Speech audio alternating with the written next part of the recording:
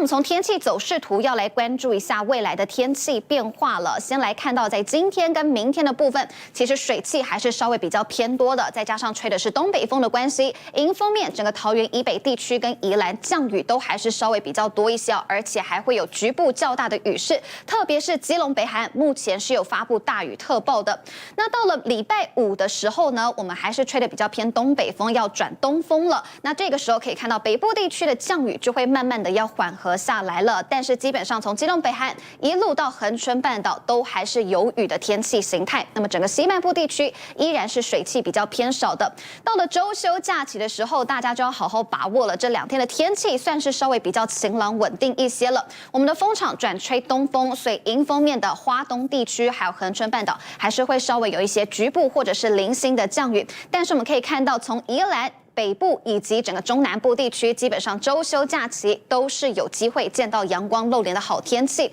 好，那么到了礼拜一的时候呢，一样是持续吹的比较偏东风，但是水汽还会再进一步的减少。但是到了礼拜二的时候，就要提醒北部地区的观众朋友，外出雨具又要记得带了，因为从礼拜二开始，东北季风又要增强了，所以又会变成湿湿凉凉的天气形态。